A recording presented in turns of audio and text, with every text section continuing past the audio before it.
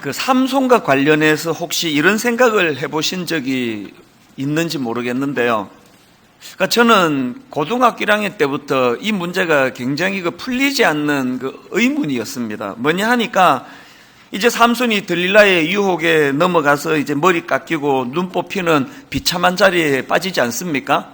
그런데 사실은 그 이전에 이미 삼손이 이제 이 들릴라가 어떤 의도로 자꾸 이 힘의 괴력의 비밀을 알려고 하는지 그 눈치를 채는 경우들이 여러 번 있지 않았습니까? 예를 들면은 들릴라가 자꾸 그 괴력의 비밀이 뭐냐, 비밀 좀 알려달라 캐물으니까 삼손이 귀찮아가지고 거짓으로 알려줍니다. 사사기 16장 7절에 보니까 삼손이 그에게 이르되 만일 마르지 아니한 새 활줄 7으로 나를 결박하면 내가 약해져서 다른 사람과 같으리라. 그렇게 거짓으로 알려주니까 바로 그 다음 8절에서 들릴라가 블레셋 사람의 방백들이 마르지 아니한 새 활줄 7을 여인에게로 가져오매 그가 그것으로 삼손을 결박하고, 여기에서 딱 이 눈치를 채야 되는 거 아닙니까? 이 여자 이거 큰일 날 여자네. 그거로 끝난 게 아닙니다. 그런 일이 있고 또 들릴라가 막 계속 집요하게 그 비밀을 캐내려고 하니까 이번에는 11절에서 그 사용하지 않은 새 밧줄로 자기를 결박하면 힘이 약해진다. 그렇게 또 둘러대서 말을 해줬더니 그 말이 끝나자마자 그 다음 12절에서 사용하지 않은 새 밧줄로 자기를 묶는 짓을 들릴라가 하는 걸 봤단 말이에요. 이걸 지금 3번이나 반복해서 봤는데도 불구하고 어떻게 삼손은 아무렇지도 않은 듯 계속 그러다가 나중에는 진짜 이제 비밀을 밝혀가지고 그 눈이 뽑히는 비극을 경험하는가. 내 고등학교 때 철이 좀 들면서 안 믿어지는 거 이게. 이 내가 참 목사 아들로 태어났기 때문에 난 어지간하면 성경 편이고, 근데 성경을 어지간하면 믿어주려고 애쓰는데 상식적으로 이게 말이 되는 소리를 해야죠. 이런 게 이게 뭐 말이 되는 거냐고 안 믿어지는 거예요. 여러분 이런 문제로 갈등해 본 적 없습니까? 다 저보다 믿음이 좋아서 뭐 무조건 그냥 아멘으로 다 받으시는가 본데요. 저는 이 문제가 이게 꽤 오랫동안 저를 괴롭혔습니다. 나중에 이제 신학교를 가서도요, 이 신학적으로도 이걸 답을 알 수가 없더라고요. 이게 상식적으로 이게 말이 안 되는데. 근데 여러분 제가 이 문제를 가지고 오래 고심했는데 답은요 의외로 너무 쉽고 너무 간단한 데 있더라고요. 답은. 그래서 제가 오늘 이 부분을 먼저 좀 설명을 드리려고 하는데요, 혹시 여러분 그 밧세바 신드롬이라는 용어를 들어보셨는지 모르겠는데요, 이 밧세바 신드롬이라는 거는 미국 톨레도 대학의 경영학 교수 2분이 그 비즈니스 윤리 저널이라는 곳에 기고한 논문에 나오는 용어인데요, 이제 그 성공했다고 생각되는 리더들에게 왜 자주 윤리적 문제들이 발생하는가, 이런 내용을 다룬 그 논문에 이제 이 내용이 나옵니다. 그 논문 제목이 밧세바 신드롬입니다. 그리고 부제가 성공한 리더들의 윤리적 실패, 그렇게 되어 있습니다. 그 논문에서 두 학자는 이 파워를 가진 사회 지도층의 도덕성 결핍증, 이걸 밧세바 신드롬이라고 명명을 하는데요, 여러분 그 밧세바가 누군지는 다 알지 않습니까? 성경의 인물이니까요. 다윗이 그 우연히 목욕하는 여자를 보고 성적으로 죄를 짓는데 그 상대방 여자가 밧세바 아닙니까? 그런데 이 두 교수님이 주목하는 것은 뭐냐 하면은 다윗이 언제 그런 죄를 지었냐는 거예요. 다 아시지만 다윗은 어린 나이에 그 물맷돌로 골리앗을 죽여서 그 위기에 처한 민족을 구해서 민족의 영웅이 되는데요, 그 이후에 이제 많은 그 현지 왕으로 있던 그 사울의 핍박 때문에 고난을 많이 당했지만 결국 그걸 다 이겨내고 이제 왕으로 등극하는, 그래서 그 목동으로 시작해서 왕으로 그 등극하는 입지전적인 인물이 됐는데요, 다윗이 왕이 된 이후로도 굉장히 성공적인 그런 그 정치를 했던 대표적인 인물 아닙니까? 지금도 유대인들은 다윗 왕을 잊지를 못한다는 얘기를 제가 들었습니다. 다윗이 언제 그 밧세바라는 목욕하는 여자를 보고 그렇게 자기 그 삶 전체에 그 오점을 남기는 그런 치명적인 나쁜 짓을 저질렀느냐? 그게 왕으로서 전성기를 누리던 시점이었다는 겁니다. 저는 이 밧세바 신드롬이라는 용어를 인터넷 강의로 김민주 대표라는 분의 강의를 통해서 알게 됐는데요. 그 강의에서 이제 강사가 이 밧세바 신드롬, 그래서 성공한 사람들의 패가 망신의 예를 쭉 열거를 하는데요. 미국 상원 의원이 외도로 아이를 두었다가 들통이 나가지고 망신을 당하는 케이스, 또 CIA 국장이 자기 전기를 쓴 작가와 불륜을 저질러 가지고 파면을 당한 케이스, 그리고 IMF 총재가 프랑스 대선의 야당 후보로까지 거론될 만큼 승승장구했던 IMF 총재가 섹스 스캔들로 추락하는 그런 비극에 빠지는 케이스, 이런 걸 쭉 열거하고는 이런 질문을 던집니다. 그 강사가요. 그 수많은 사람들이 그런 짓을 저지르다가 패가 망신하는 것을 뻔히 보면서 왜 사람들은 그런 어리석은 짓을 계속하는가? 이렇게 질문을 던져놓고 답을 주는데 이렇게 답합니다.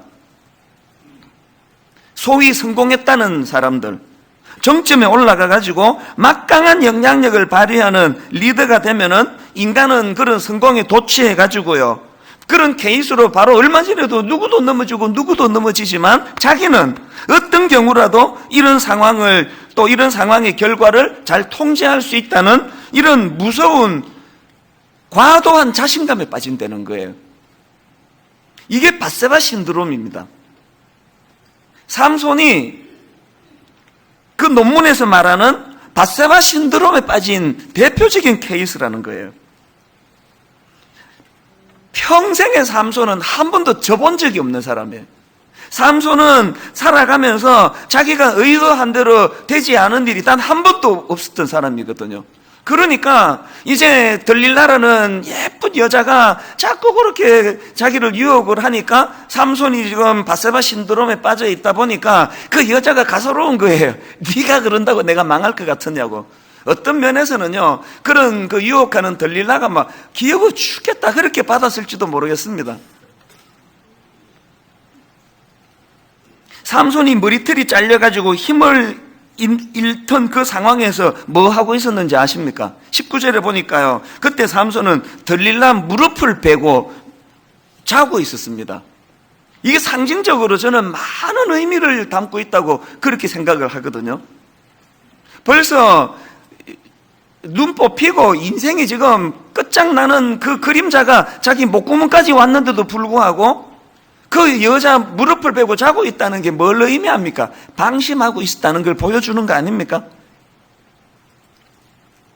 그래서 저는 제 마음에 이렇게 대내에는 문장 중에요, 성공 안에 실패의 요인이 담겨 있다.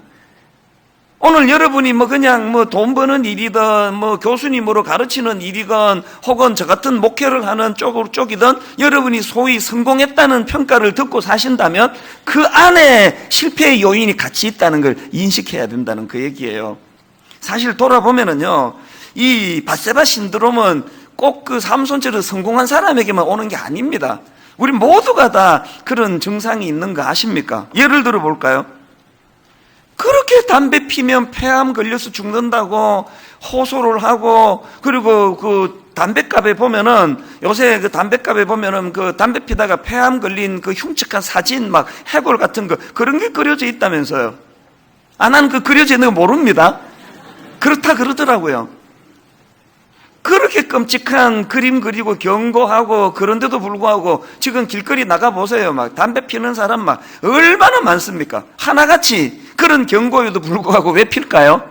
나는 괜찮다는 생각을 하니까 안 피는 거 아닙니까? 저는 오래전에 코미디언 이주일 씨가 이제 폐암에 걸려서 말기 죽기 직전에요, 공공 광고였던 것 같아요. 그때 병실에서 찍은 걸로 지금 기억이 나는데, 환자복을 입고 막 깜짝 놀랄 만큼 그런 초췌한 얼굴을 하면서 회한의 고백을 하는 걸 저는 잊혀지지가 않아요. 여러분, 담배 피면은 이렇게 됩니다. 담배 끊으셔야 됩니다.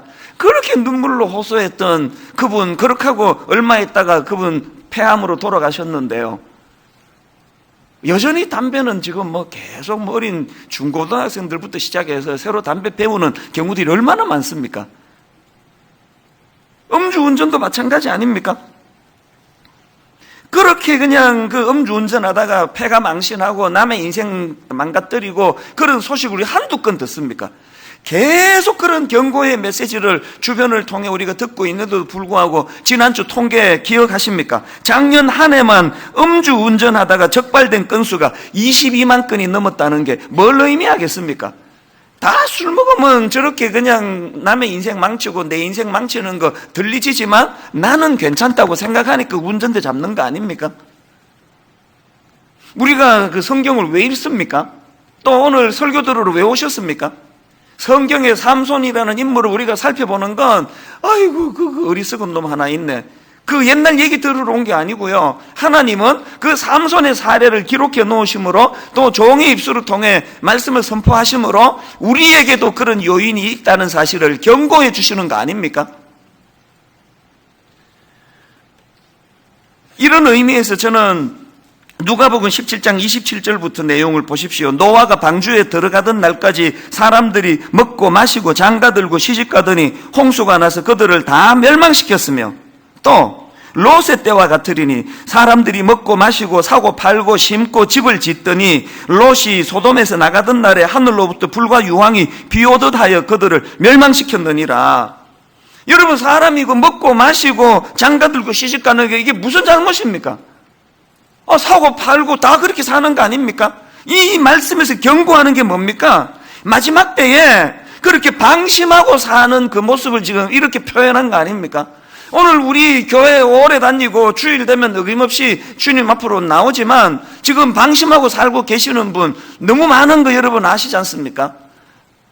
먹고 마시고 장가가고 시집가고 사고 팔고 그 속에서 늘 이 마지막 때에 대한 두려움과 긴장감을 가지고 자칫하면은 내 눈도 삼손처럼 저렇게 비극으로 끝나게 될지 모른다는 두려움으로 이 조금만 좀 이쁜 여자가 주변에 다가오면은 마음으로 벌써 긴장하고 경계하는 이런 마음의 두려움이 없이 해프게 살다가 보니까 너무너무 많은 사람들이 지금 교회는 다니는데 예수는 믿는다 하지만 세상과 구별이 안 되는 그 이상한 삶을 살아가고 있는 거 아니냐, 그 얘기입니다.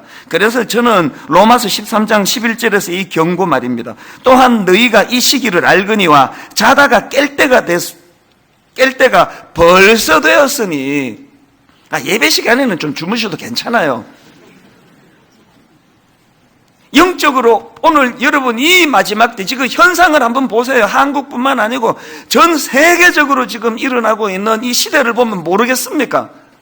지금 혼란 그 자체. 저는 우리 아들이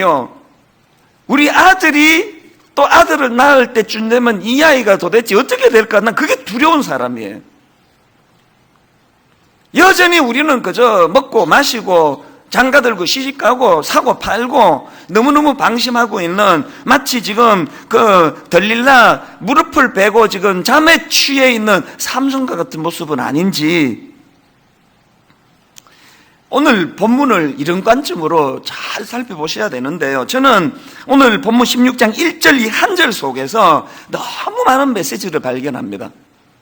자, 먼저 본문 1절을 한번 보시겠습니까? 삼손이 가사에 가서 거기서 한 기생을 보고 그에게로 들어갔더니, 저는 여기 나오는 그 첫 마디요, 삼손이 가사에 가서, 이게 굉장히 중요한 말씀이에요. 지도로 보면은 이 가사는요 블레셋 최남단, 그러니까 지도로 보면 맨 아래쪽에 있습니다, 이 가사라는 데가. 그리고 또 지도로 보면은 이스라엘 국경은 블레셋 북쪽에 위치해 있습니다. 저 위쪽에 있습니다. 지금 삼손이 가사에 갔다는 건 뭘 의미할까요? 블레셋을 관통했다는 얘기예요. 지금 바로 앞에 15장에서 삼손은 나기 특별로 블레셋 사람 수많은 사람을 죽였기 때문에 지금 블레셋 입장에서 삼손은요 요주 인물 정도가 아니라 이거 원수예요. 그리고 또 오늘 본문에 보면은 삼손이 그 기생집에 들어갔다는 그 사실이 알려지니까 마을이 발칵 뒤집어지는 걸 볼 수 있는 거 아닙니까? 그런데 삼손은 그 북쪽에서 시작해가지고 최남단에 있는 가사까지를 관통해 가는 거예요. 여기에 지금 삼손의 심리가 뭐예요? 나는 괜찮다는 거예요. 나는 지들이 날 어떻게 하겠냐고. 그리고 또 실제적으로 그 블레셋을 관통하는 동안에 삼손이 자신이 했던 그대로 일어난 거예요. 아무도 못 건든 거 아닙니까? 너무 멋있고 이게 너무 거침없고, 아니 남자가 막 한번 이렇게 살아야지 막 이런 생각이 드십니까? 여러분, 바로 이것 때문에 삼손 두 눈이 뽑히는 거예요. 차라리 내려가는 과정에서 자기가 방심하다가 그냥 두들겨 맞아 갈빗대 6개 나가고 다리 부러지고 이빨 한 7개 나가고 그랬더라면요. 그래서 여러분, 성공 안에 실패의 요인이 있다는 걸 항상 우리가 두려워해야 된다는 거거든요. 그러면 그런 삼손의 과도한 자신감이 왜 문제가 됐느냐, 이걸 오늘 좀 살펴보려고 하는데요. 여러분, 그 삼손의 과도한 자신감, 그 밧세바 신드롬에 빠진 삼손에게 치명적인 두 가지 부작용이 있었는데요. 첫째가 뭐냐? 잘못된 시선. 1절을 다시 보시겠습니까? 삼손이 가사에 가서 그 다음에 거기서 한 기생을 보고, 앞에서 말씀드렸죠? 차라리 삼손이 나가는 과정에서 막 그냥 맞아 죽을 뻔하고 갈비 나가고 막 그 과정에서 막 혼비백산하고, 그래서 그 앞에서 우리가 살펴본 그런 목이 말라 죽을 것 같은 그런 위기가 올 때 애낙골에 하나님 앞에 그렇게 은혜를 구하고 그랬더라면요, 그래서 도우시는 하나님 은혜로 겨우 위기를 모면했다면, 그 가사에 가자마자 그 기생이 아니라니까요. 그 원어로 보면은 이건 창녀예요, 창녀. 가사에 가자마자 그 율랑녀를 보는 이건 아마 막을 수 있지 않았을까요? 늘 말씀드리지만요, 나를 망하게 하는 거는 가사를 가는 과정에서 외부의 누구가 아니에요. 항상 나 망하게 하는 건 내 안에 있는 이 과도한 자신감. 그렇기 때문에 여러분, 내가 영적으로 지금 문제가 없는지 점검하시려면요, 여러분이 지금 뭘 보고 있는지를 살펴보시면 돼요.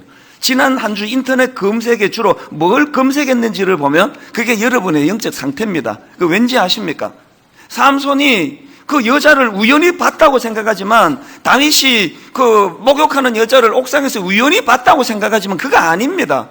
영적으로 충만할 때 같으면 다윗이 그 목욕하는 여자 흔들리지도 않았을 뿐 아니라 그 눈에 들어오지도 않았을 거예요. 내가 지금 의미를 두고 보는 그게 뭐냐가 내 영적인 상태예요. 지난주인데요, 저는 이제 그 주일 예배가 끝나면 늘 저녁에 이제 공포가 하나 있는데, 이제 월요일이 되면 두통이 온다는 거예요. 이제 주일날 이렇게 무리하게 오후까지 인도하고 나면은 이제 이 목이 뭉쳐요. 그래서 이제 목이 뭉치니까 이게 혈관을 눌러서 그런지 어쩐지는 모르겠는데 꼭 이제 두통하고 막 눈알도 아프고 월요일마다 그렇거든요. 아무리 했어도 안 돼요. 막 자전거도 타보고 등산도 해보고 그때뿐이고, 조금만 방심하면 또 이제 두통이 오고, 그러니까 월요일이 얼마나 힘들겠습니까? 거의 누워서 지내야 되거든요. 근데 이제 이 특별 새벽 기도회는 주일부터 그 다음 주일까지 8일 동안 16번의 설교를 하거든요. 그러니까 뭐 한 화요일쯤 됐는데요, 우리 집사람이 목을 이렇게 만져보더니 깜짝 놀라더라고요. 자기는 뼈인 줄 알았대, 뼈. 그렇게 이게 이제 뭉쳐 있으니 뭐 얼마나 힘들겠습니까? 그래서 금요일쯤 되니까 이제 또 월요일 날 또 이제 또 참 힘든 시간이 예고되는군 그러고 있었는데, 고맙게도요, 우리 성도님 한 분이 연락이 온 거예요. 교구 목사님 통해가지고, 그 목사님이 이런 거 좀 싫어하는 건 알지만 그래도 한 번만 좀 부탁을 들어달라고, 목사님 목 뭉친 걸 자기가 그 마사지를 할 수 있대요. 그래서 이제 마사지로 좀 풀어드리겠다고, 그 한 번 꼭 그렇게 거절하지 말아달라고, 그래서 그러면 제가 염치가 없지만 한번 받아보겠습니다. 그래서 이제 토요일 날 특세 마치고 새벽에 한 6시 반쯤 돼서 이분이 오셨는데요, 이분이 벌써 남자 중에도 막 이 덩치가 크고 막 손이 크고 그래요. 그래서 어깨를 이렇게 주무르는데 진짜 아파 죽는 줄 알았습니다. 얼마나 막 세게 누르는지. 그래서 또 체면이 있어가지고 비명은 못 지르고 막 계속 그냥 막 고맙게 이분이 막 땀을 뻘뻘 흘리면서 막 정성껏, 그 손 보니까 정성껏 안 해도 될 것 같은데 막 얼마나 막 세게 그렇게 아프게 한 30분을 하고요. 고맙게도 내일 한 번 더 해드리겠다는 거예요. 그 오후 예배 마치고 그 다음날 주일에 이제 또 4시 반에 오셔가지고 또 이제 막 어제 다 해집어 나가지고 이제 건들기만 해도 아픈데 또 이제 이거를 막 하니까요. 그러고는 이제 집에 갔는데 정말로 놀랐습니다. 우리 집사람 보고 내가 방금 이렇게 고마운 분 만나서 그 어깨 마사지를 받았다고 만져보라 그러니까 말랑말랑해졌네. 그걸 다 풀었어요. 그리고 기적이 일어난 거예요. 그 다음날 아침에 딱 눈을 떴는데 두통이 없는 거예요. 그 기쁨을 여러분 모르실 거예요. 이야, 정말 우리 부부 오랜만에 월요일날 데이트라는 걸 해봤습니다. 저기 바닷가 가가지고 우아하게 참 그렇게 점심을 먹으면서 시간을 보낼 만큼 이 어깨가 안 아프고 머리 안 아프니까 막 너무 좋은 거예요. 그래서 제가 이야, 이런 방법을 내가 왜 그동안 모르고 있었나. 그렇다고 또 그분 보고 또 매주 와서 하라고 그럴 수는 없잖아요. 그 제가 이제 인터넷을 검색을 한 거예요. 월요일날 뭉친 어깨 풀어주는 마사지 그리고 분당 이렇게 이제 제가 검색을 했더니 나 깜짝 놀랐습니다. 그 어깨 뭉친 거 풀어주는 데가 많더라고요. 더 놀란 게 뭔지 아십니까? 거의 맨 앞에 이름이 올라가 있는 어떤 이거 잘한다고 소문나 있는 게 있어서 주소가 있어서 검색을 했는데 저는 주소를 지도에다가 넣고 칠 때까지도 몰랐습니다. 깜짝 놀랐던 게요. 제가 하루에도 몇 번씩 다니는 그 길목, 그 길목 2층에 있었더라고요. 근데 왜 못 봤을까요? 분명히 봤을 거예요. 왜 인식 못했을까요? 어깨 뭉친 거를 저렇게 푼다는 거를 인식을 못하고 보니까 마음에 그게 걸려지지가 않았던 거거든요. 그렇게 하고 지난 한 주 동안 제가 이렇게 그 분당을 다닐 때마다 어깨 뭉친 곳 푸는 데가 눈에 얼마나 많이 들어있지. 생각보다 이렇게 많더라고요. 그게 뭘 의미할까요? 삼손이 지금 가사로 내려가서 그 창녀를 봤어요. 창녀를. 뭘 의미할까요? 그게 그 사람의 영적인 상태거든요. 그게 여러분이 지금 뭘 보고 무엇에 관심을 갖느냐가 그게 영적인 수준이에요. 그래서 저는 시편 123편 1절 2절 하늘에 계시는 주여 내가 눈을 들어 주께 향하나이다. 하늘에 계시는 주여 내가 눈을 들어 주께 향하나이다. 상전의 손을 바라보는 종들의 눈같이 여주인의 손을 바라보는 여종의 눈같이 우리의 눈이 여호와 우리 하나님을 바라보며 우리에게 은혜 베풀어 주시기를 기다리나이다. 여러분 그 상전을 바라보는 그 종의 눈길에 그 마음을 이해할 수 있는 거 아닙니까? 저 주인이 지금 뭘 원하는지를 예민하게 바라보고 있는 그 상전을 바라보는 그 종의 마음같이 여주인의 손을 바라보는 그 여종의 눈같이 우리 눈이 여호와 하나님을 바라보기를 원하고 우리의 눈이 여호와 하나님을 바라볼 때 그 은혜 베풀어 주시는 그 하나님에 대한 갈망이 거기에 포함되어 있다는 그 이야기 아닙니까? 다시 말씀드립니다. 먹고 마시고 장가가고 시집가는 거 하면 문제 없습니다. 먹고 마시고 장가가고 시집가는 게 문제가 아니라 언제부턴가 이 영적으로 우둔한 시대를 살다가 보니까 무디어져 가지고요. 이 종이 상전의 손을 바라보는 것 같은 그 예민함이 사라져버린 신앙생활을 하니까 어느 날 정신 차리고 보니까 영적으로 들릴라 무릎을 베고 누워있는 참 이 세속화된 목사, 장로, 권사들이 양산되는 그런 결과가 일어난 거 아닙니까? 그렇기 때문에 여러분 우리가 그런 어리석은 자리에 빠지지 않으려면 내 시선을 점검해야 돼요. 뭐 목사고 뭐고 뭐 사람 많은데 뭐 설교하면서 믿음 좋은 척하는 거 누가 그 못하겠습니까? 아무도 보는 이 없을 때 내가 뭘 바라보고 있고 무엇에 관심을 가지고 있고 말씀드렸잖아요. 어깨 뭉치는 거 풀어주는 데가 요긴하다는 걸 모를 때는 지나다니면서 수없이 보면서도 여기에 이런 가게가 있는지 자체를 내가 인식을 못했다 그러잖아요. 그렇기 때문에 우리는 히브리서 12장 2절 믿음의 주요 또 온전케 하시는 이 예수를 바라보자. 목사 그거 필요 없고요. 장로 그거 필요 없고 오대째 예수 믿는 거 별로 쓰잘데 없고요. 내 영혼이 이 예수 그리스도를 바라보는가, 주님을 바라보는가. 그래서 제가 이 설교를 준비하는 동안에 찬양 하나가 제게 참 울림이 됐습니다. 내게로부터 눈을 들어 주를 보기 시작할 때 주의 일을 보겠네. 내 작은 마음 돌이키사 하늘의 꿈 꾸게 하네. 주님을 볼 때. 안 되겠다. 같이 한번 불러보실래요? 모든 시선을 주님께 드리고 살아계신 하나님을 느낄 때 내 삶은 주의 역사가 되고 하나님이 일하기 시작하네. 우리 제대로 한번 불러보시겠습니까? 내게로부터 눈을 들어 주를 보기 시작할 때 주의 일을 보겠네. 내 작은 마음 돌이키사 하늘의 꿈 꾸게 하네. 주님을 볼 때 모든 시선을 주님께 드리고 살아계신 하나님을 느낄 때 내 삶은 주의 역사가 되고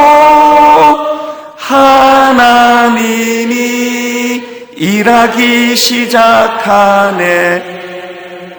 여러분, 내 삶이 주의 역사가 되고 여러분 내 삶 속에 하나님이 일하기 시작하는 시점이 언제라고요? 시선이 내게로부터 눈을 들어서 어디를 향해? 주를 보기 시작할 때. 시선이 가사에 가가지고 그 창녀나 들여다 보이고 있는 삼손에게는 하나님의 일하심이 나타날 수가 없는 거 아닙니까?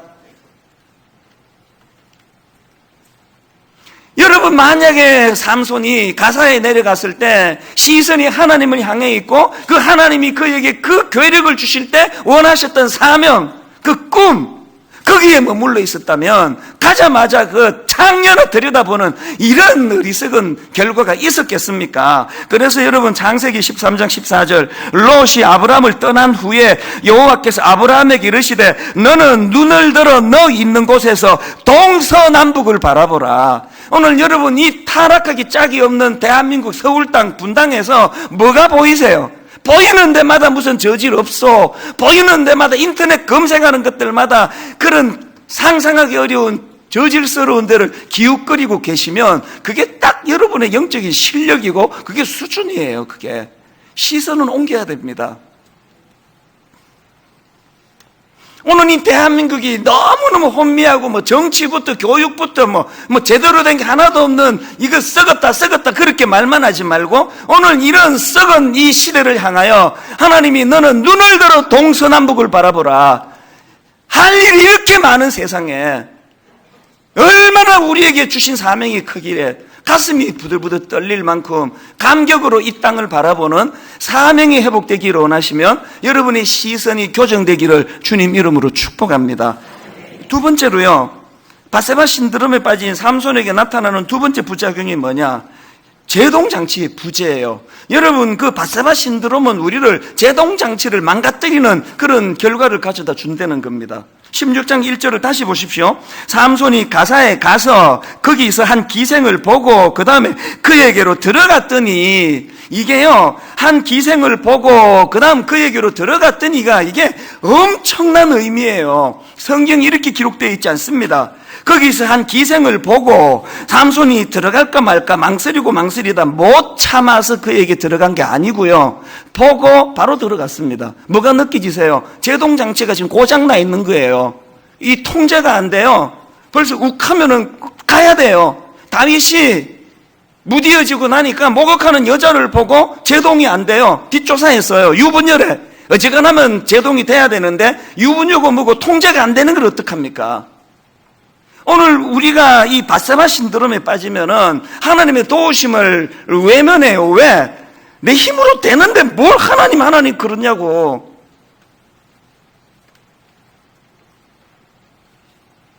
저는 우리 교회 그 부교역자들한테 부탁하는 여러 가지가 있는데 그 중에 하나가요. 그 설교 너무 잘하려고 애쓰지 마라. 맨날 그런 얘기예요. 나 혼자 다 해먹으려고 그런 게 아니고. 그 설교 잘하려고 너무 애쓰지 마라. 그리고 그 설교 잘하고 싶으면 진짜 목회에 예리한 칼을 갖고 싶으면 그거 예리한 칼 갖기 전에 칼집부터 마련해라. 칼집부터. 칼집도 없으면서 예리한 칼 구하면은요, 그 칼로 그냥 그 폼 잡는 일은 좀 일어날지 몰라도 그것 때문에 그 칼이 자기를 벤다는 거를 모르는 거예요. 칼집 없는 예리한 칼은 진짜 위험한 거예요. 예를 들어서 어느 유명한 목사가 막 대한민국에서 모르는 사람이 아무도 없다고 하는 대단한 어떤 목사가 있다고 치면 그 목사가 어느 날 성추행을 해버렸어요.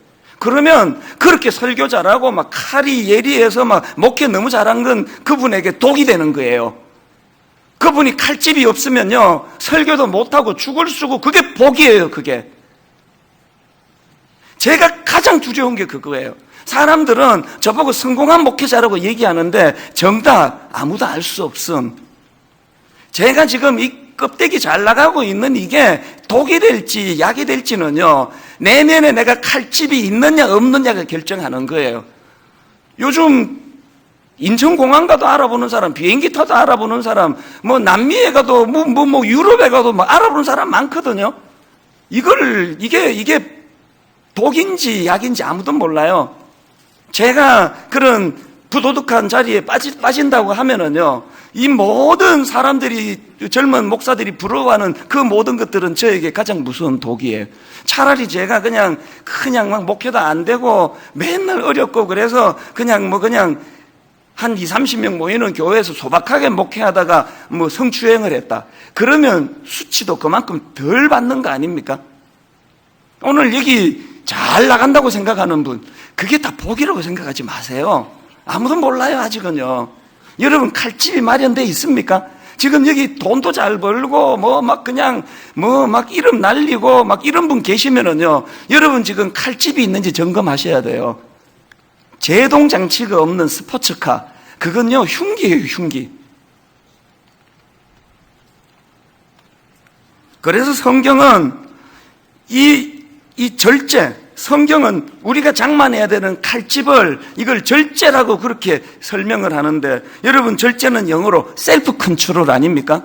리모트 컨트롤은요, 선도 없는데 저 TV를 내 마음대로 조절할 수 있는 그게 리모트 컨트롤이고요. 셀프 컨트롤은 내가 나를 조절하고 통제하는 힘이 셀프 컨트롤이에요. 제가 담임 목사가 돼 보니까요, 우리 부교역자들 컨트롤하는 건 어렵지 않아요. 담임 목사라는 그 권위가 있기 때문에 뭐라고 이야기하면 그래도 지키려고 애쓰고 순종하려고 애쓰고 그래도 교정하려고 애를 쓰거든요. 진짜 안 되는 컨트롤이 저 자신을 컨트롤하는 거예요. 전 그런 생각을 가끔 해보는데요. 우리 부목사님들이 내가 뭐라고 지적해 줬을 때 그 말에 순종하며 컨트롤 되는 거에 10분의 1만 내가 내 자신을 통제할 수만 있다면 나는 성공하는 목사가 될 거라는 생각을 합니다. 모두 다 그런 거 아닙니까? 맨날 그 아들, 딸 컨트롤 하려고 잔소리하고 통제하고 그냥 회사 가가지고 별의별 소리 다 하면서 컨트롤 하지만 자기는 컨트롤 못 해가지고 한 번에 넘어지는 게 오늘 우리 모습 아닙니까? 더 중요한 것.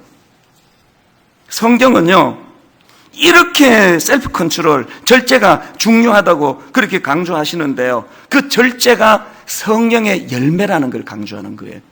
갈라디아 5장 22절, 오직 성령의 열매는 사랑과 희락과 화평과 오래 참음과 자비와 양선과 충성과 온유와 절제니, 여러분 그 앞에 나와 있는 수많은 성령의 열매 맨 끝에 나오는 절제가 없으면 다 쏟아져 버리잖아요.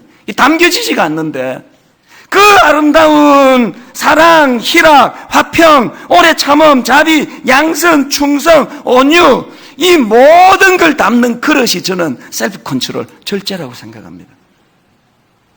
이 절제가 내 노력으로 되는 게 아니라 성령님이 주시는, 성령님을 사모하는 자들이 누리는 열매라는 거예요. 이 바울이 참 귀한 게요, 갈라디아 5장을 기록하던 그 당시 그리스 로마 시대 윤리 덕목 중에 가장 중요한 덕목 중에 하나가 절제라는 거예요. 모든 사람들이 절제라는 게 너무너무 귀하다고 여기던 그 시대에 바울은 이걸 영적으로 가지고 와가지고 모든 사람들이 절제라는 걸 너무너무 귀하게 여기는 건 좋지만 이 절제는 너희들의 노력과 몸부림으로 되는 게 아니라 성령님이 주시는 선물이라고 갈라디아에서 기록을 하는 거예요. 여러분, 구약의 인물 다윗이 딱 그걸 증명해 주는 인물 아닙니까? 다윗이 성령 충만할 때는, 다른 말로 성령님에 의해 통제가 이루어질 때는 세상에 그를 죽이겠다고 달려드는 원수 사울을 지금 동굴에서 목을 벨 기회가 온 거예요.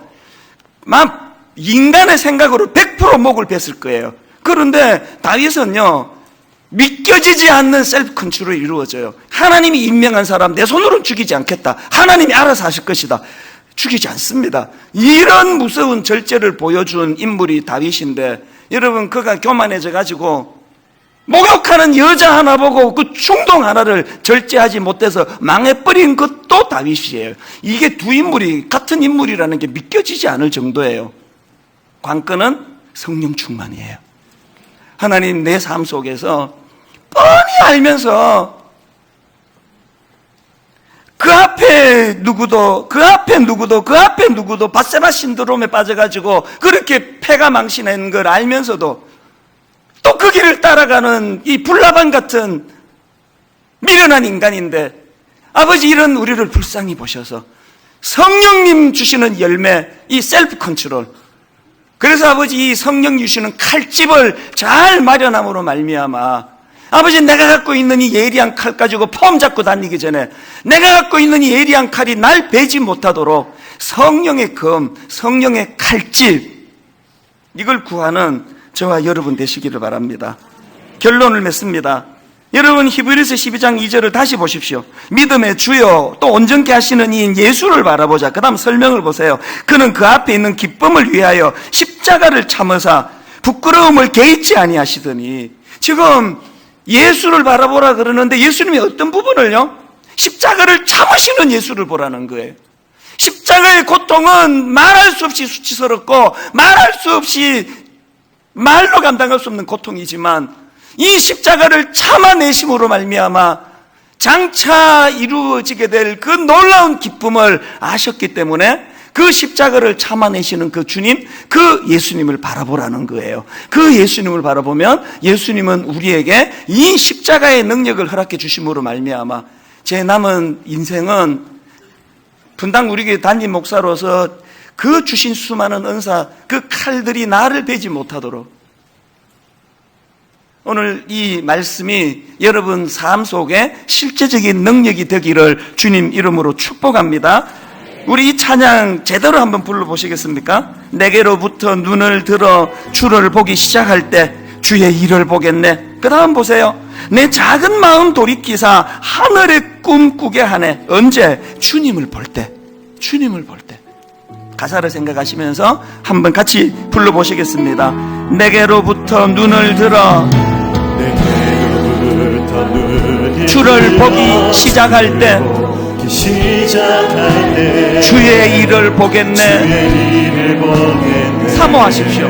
내 작은 마음 돌이키사 하늘의 꿈 꾸게 하네.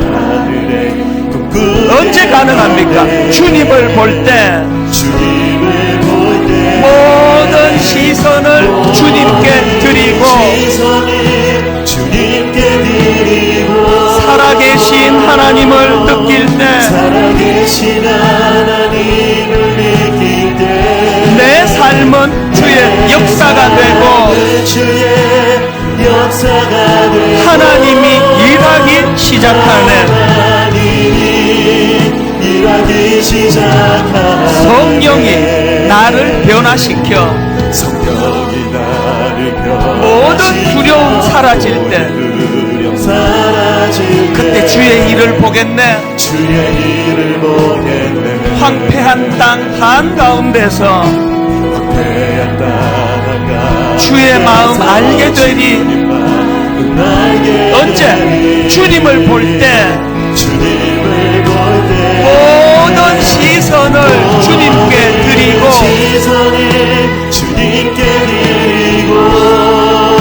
살아계신 하나님을 느낄 때 내 삶은 주의 역사가 되고 하나님이 일하기 시작하네.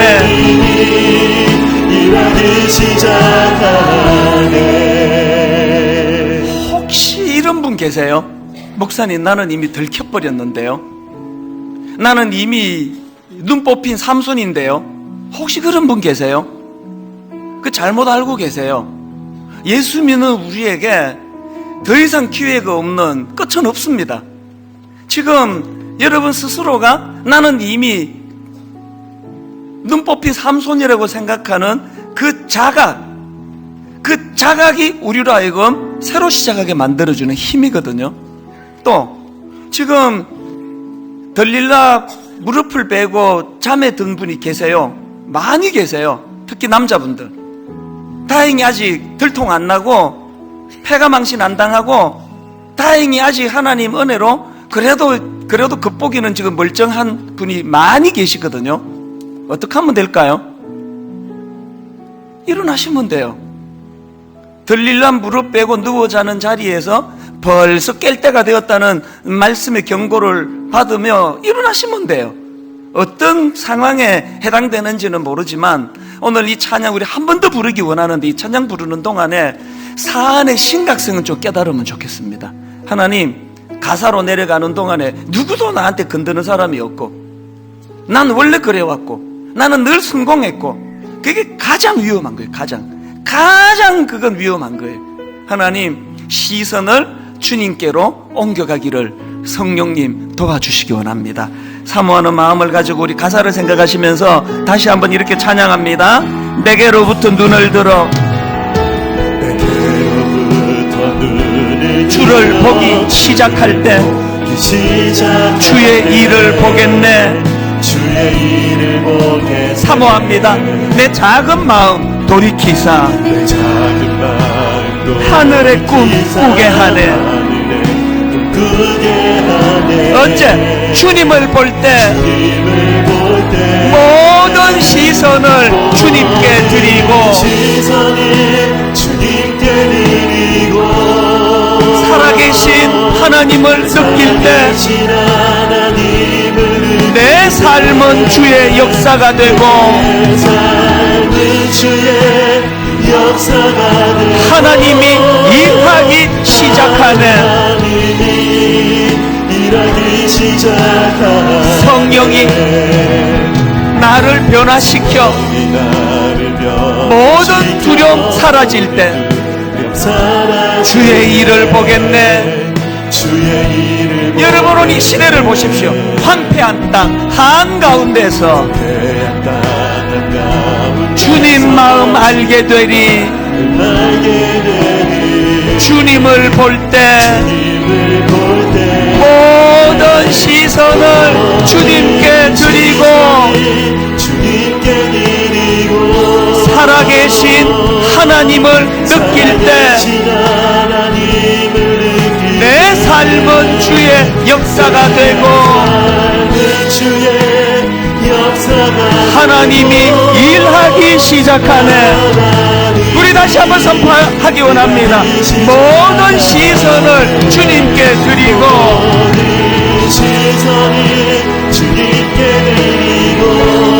살아계신 하나님을 느낄 때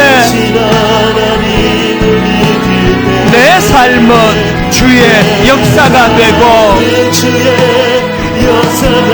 하나님이 일하기 시작하네. 눈을 들어 산을 보아라.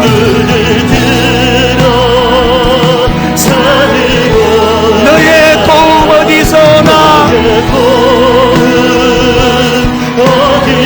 어디서 옵니까? 천지 지으신 너를 만드신 여호와께로다.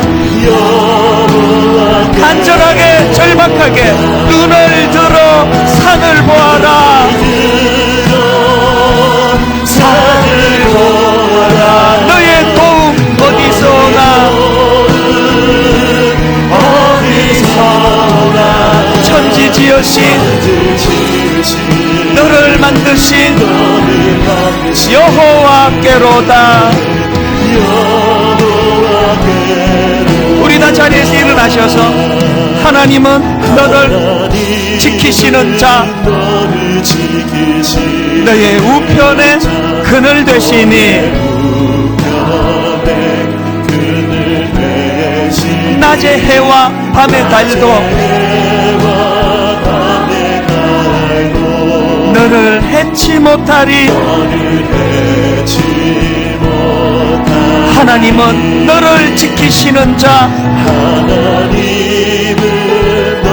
여러분 이거 믿으십니까? 너의 환난을 면케하시니 그가 너를 지키시리라. 너의 출입을 지키시리라. 우리에게 믿음이 있다면 눈을 들어 산을 보아라. 너의 도움 어디서 오나? 어디서 옵니까? 천지 지으신 너를 만드신 여호와께로다. 우리 마지막으로 갈급한 마음으로 눈을 들어 산을 보아라.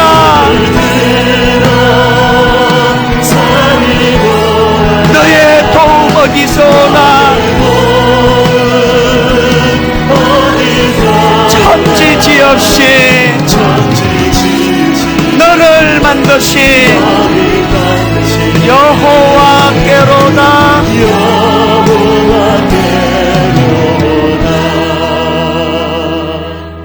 하늘에 계시는 주여, 내가 눈을 들어 주께 향하나이다. 상전의 손을 바라보는 종들의 눈같이,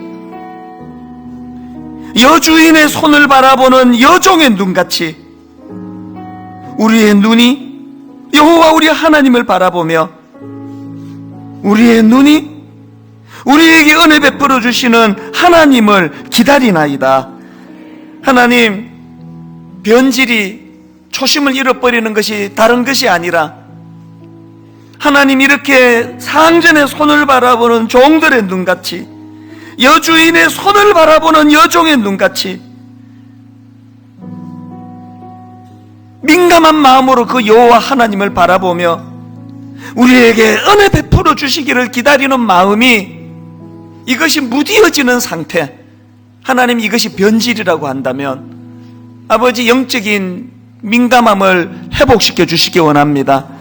내 안에 있는 들릴라 무릎을 베고 있는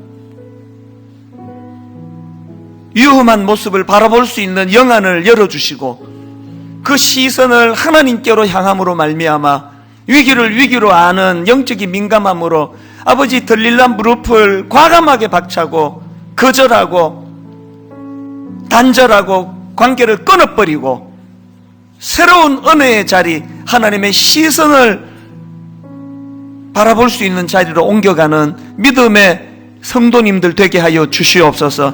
이번 한 주간 꼭 그 결단을 가지고 이 악한 세상을 눈을 들어 동서남북을 바라보라 하신 그 사명의 눈으로 이 시대를 바라보는 귀하고 복된 주님의 자녀들 되게 하여 주시옵소서.